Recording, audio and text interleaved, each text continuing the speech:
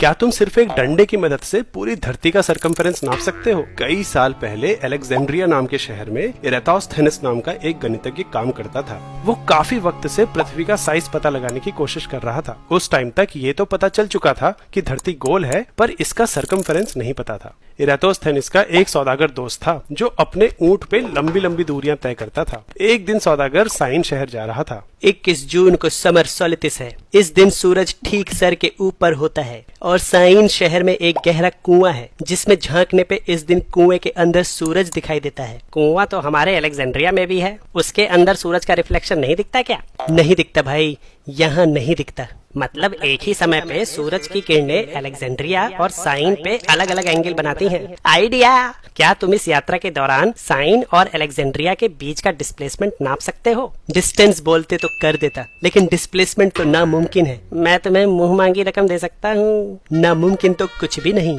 सौदागर sign शहर की ओर निकल गया। कुछ दिन बाद 21 जून की दोपहर को इराटोस्थेनेस ने एक सीधा डंडा जमीन में 90 डिग्री पे गाड़ दिया। फिर थोड़ी देर में उसकी परछाई का ये वाला एंगल नापना शुरू किया। एंगल घटते घटते 7.2 डिग्री तक गया और फिर दोबारा बढ़ने लगा। यह एंगल इराटोस्थेनेस ने लिख लिया। कुछ दिन बाद सौदागर दोनों शहरों के डिस्प्लेसमेंट का मोटा मोटा अनुमान लगा के आया, 800 किलोमीटर। अब धरती है गोल और सूरज धरती से इतनी दूर है कि उसकी किरणें बिल्कुल पैरेलल गिरती हैं। तो अगर ये एंगल 7.2 डिग्री का है तो पृथ्वी के सेंटर पे ये एंगल भी 7.2 डिग्री का होगा।